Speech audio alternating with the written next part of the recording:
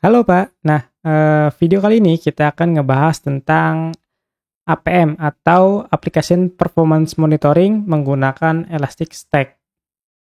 Oke, langsung saja. Nah, jadi di sini ada yang namanya observability. Nah, observability itu biasanya ada tracing, ada logging, dan ada metrics.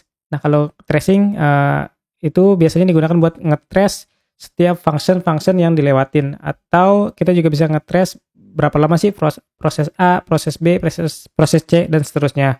Lalu yang kedua ada log. Nah, kita udah tahu ya, log itu digunakan buat menyimpan catatan yang ada di sistem seperti info, debug, error, warning, dan lain-lain.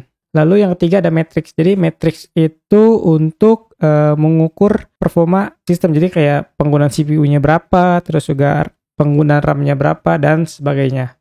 Oke, selanjutnya. Nah, jadi ini adalah tampilan di Elastic-nya ya, di menu di bagian tracing atau observability APM.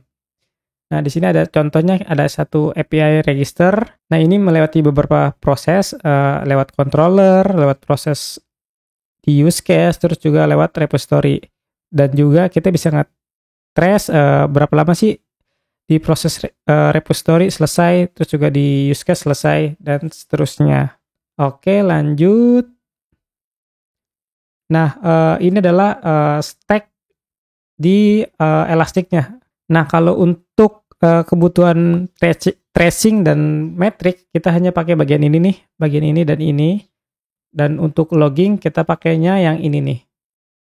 Seperti itu. Nah, kita bahas yang ini dulu. Nah, kalau APM agent ini bentuknya seperti SDK atau library yang nantinya diinstal di aplikasi Bapak. Nah, setelah diinstal, nanti aplikasi Bapak akan mengirimkan data tracing dan data matrix ke APM server. Nah, setelah diterima oleh APM server, dia akan menyimpan data tersebut ke database Elasticsearch. Nah, karena bentuk datanya adalah berupa teks aja nih, maka kita perlu bantuan yang namanya Kibana. Jadi Kibana itu akan merubah format yang ada teks, terus diolah, terus divisualisasikan menjadi report atau dashboard yang bisa dibaca lah, seperti itu. Nah, ini kurang lebih arsitekturnya. Jadi di sini ada satu APM server. Nah, nanti misalkan Bapak punya banyak aplikasi nih. Nanti ada agent Vue.js, ada .NET, ada Golang misalkan, dan seterusnya. Terus langsung aja nih Pak, kita install Elastic-nya nih, Elastic Stack-nya. Nah, kebetulan saya udah bikinnya example-nya ya. Jadi nanti Bapak tinggal clone aja nih GitHub repository saya.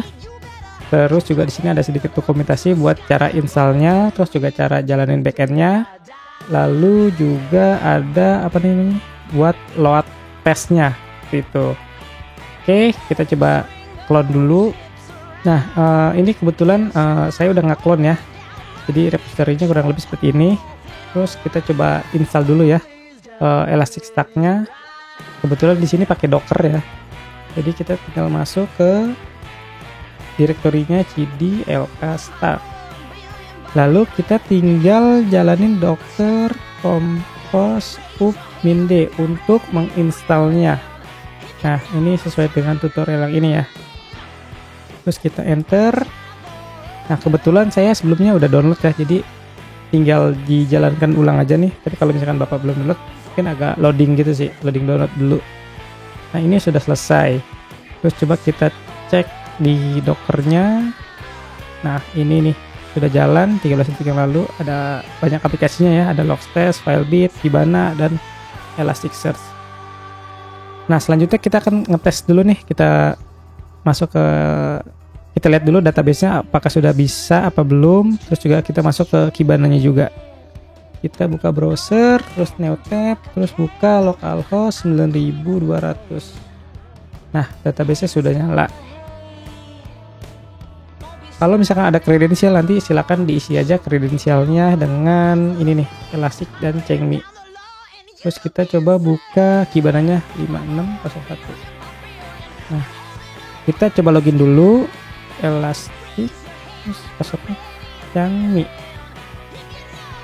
oke. Jebret. Nah, ini tahap install Elasticstack-nya sudah selesai. Oke, step selanjutnya adalah kita akan mengintegrasikan aplikasi ke APM-nya ya, APM agent-nya. Nah, saya udah buat juga dokumentasinya. Kita bisa pakai yang udah ada. Kita buka yang ini nih. Kita install dulu APM agent-nya. New tab. Nah, di sini ada GitHub Elastic ya. Ada Elastic APM, terus juga ada APM servernya, terus juga ada agent-agentnya nih di berbagai bahasa. Kebetulan saya pakainya Golang, jadi saya akan install Golangnya. Install SDK-nya. Terus scroll bawah, kita masuk ke dokumentasinya. Terus kita masuk ke menu setup agent. Nah, nanti Bapak tinggal go get install. Ini nih go get kalau misalnya pakai Golang, terus kita masuk ke konfigurasi mana ya? Di sini nih, coba kita klik ini. Oh, yang ini nih. Nah, karena saya pakai APM Gin ya, jadi saya pakai HTTP-nya Gin, jadi saya pakai APM Gin. Tapi kalau misalkan Bapak pakai Fiber atau Gorilla, silahkan disesuaikan aja. Nah, ini gampang banget nih, cuma 2 baris doang nih kalau cara setup agentnya ya. Dan kebetulan juga saya udah bikin contohnya. Kita tutup dulu, kita buka yang ini, app main. Nah, saya udah coba nambahin 2 baris ini nih, tuh sama, kurang lebih mirip. Terus juga saya nambahin sedikit nih untuk nambahin ini aja sih, opsional gitu, nggak wajib. Nah, selanjutnya kita akan pasang tracernya. Kita pilih custom instrumental. Nah, sini ada 2, ada transaction atau span. Nah, kalau saya pakai span nih, jadi tuh nanti kode ini, 2 baris kode ini nih ditaruh di setiap function atau proses yang ada di aplikasi Bapak. Kita coba copy. Kebetulan juga saya udah bikin contohnya. Nah, di sini ceritanya kan ada 3 layer ya aplikasinya, ada controller, use case atau service, ada repository. Nah, di setiap ini nih kita pasangin nih. Ini misalkan di login kita pasangin, terus kita kategori ini controller. Terus juga yang register juga kita tambahin. Terus juga yang lain juga kita tambahin. Terus di use case juga Terus di use case juga kita tambahin. Hampir semua function saya tambahin sih. Terus juga di repository juga sama, saya tambahin juga. Cuman saya bedain nih span tipenya. Ini juga. Nah, kalau misalkan udah, kita coba jalanin dulu aplikasi backendnya dengan cara cd backend, terus go run app main.go. Nah, ini caranya sama kayak yang ada di sini nih. Ini. Terus kita enter. Nah, ini udah langsung nyala. Terus coba kita buka, klik localhost 9090. Oke, backendnya nyala. Terus coba kita buka apa namanya nih? Ini nih. Apa namanya? Kibananya nih atau elastiknya. Kita masuk ke menu observability nih. Terus kita masuk ke APM. Nah, ini udah muncul nih backend saya nih. Backend Anda, terus environment dev, misal dev tadi tuh. Terus kita bisa refresh. Ini ada durasinya nih. Ada apa namanya? Periodnya. Nah, karena ini kan masih kosong ya, masih 0% ya. Tuh masih dikit banget nih, belum ada apa-apaan nih. Tuh. Nah, sekarang kita akan coba kasih load test ya, biar ini ada datanya nih. Dengan cara kita pakai Grafana K6 nih. Ini ada script sederhana nih. Jadi ini ada 100 user dengan durasi ada 10 user dengan durasi 100 detik akan mengakses API ini nih, ada login, register, forget dan sebagainya tuh. Ini sederhana banget. Terus kita buka Caranya gimana ya, saya lupa. Kita buka dokumentasi ini deh. Oh, basic run load test gitu ya. Basic run load test. Terus kita enter. Nah, ini lagi jalan nih, lagi ngehit API yang kita punya. Nah, kalau kita lihat di ininya tuh ada transaksi gerak. Nah, sekarang kita masuk ke Kibana-nya. Nah, ini nih. Coba kita refresh. Belum masuk ya? Sabar Pak. Coba kita refresh. Oh, udah masuk nih. Coba kita refresh lagi nih. Tuh, udah masuk nih. Coba kita buka. Belum. Wait, Pak, memang ada agak sedikit delay, Pak. Coba kita refresh lagi. Belum. Wait. Kita mundur dulu. Ini masuk kan?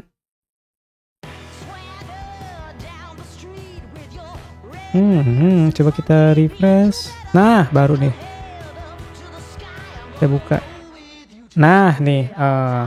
Emang agak sedikit delay nih plastiknya. Nah, ini ada beberapa API ya. Tadi itu ada forget, register, login, dan sebagainya. Kita juga bisa lihat ya, ada latensinya naik set. Terus juga kita bisa lihat misalkan yang ini nih, ada transaction di forget password. Nah, kita lihat, kita scroll lagi. Nah, kita juga bisa tracing di forget password itu dia lewat proses apa aja. Nah, ini kelihatan nih, dia lewat controller, terus lewat use case, terus lewat apa namanya nih, repository, terus dia ngirim email, terus juga ada durasinya nih, seperti itu. Terus tinggal metode berhasil, requestnya berhasil. Kita lihat sampel data lain juga sama. Sekarang kita ganti yang lain, coba yang login. Nah, login juga sama tuh, cuman dia tiga proses doang, controller, use case, dan repository. Oke, terus kita kembali lagi. Nah, jadi apa sih manfaat kalau misalkan kita pasang tracer di aplikasi kita? Manfaatnya adalah kita bisa melakukan evaluasi secara rutin. Misalkan minggu sekali atau 2 minggu sekali kita buka ininya nih, elastiknya buat melihat performance aplikasi kita. Kalau misalkan ada API yang lemot, misalkan kayak ini di atas 3 detik, ini kan lama nih ya. Nah, itu kita bisa improve. Nah, kalau yang ini mungkin kelihatannya nggak lama gitu kan, misalkan di bawah 1 detik, ya silakan aja nggak dibiarin gitu kan. Seperti itu. Terus juga ada error juga kita bisa ngedetek juga nih. Kita bisa lihat. Nah, tuh errornya seperti ini. Oke, itu aja dulu video untuk tracernya. Nanti video berikutnya ada loggingnya. Dadah.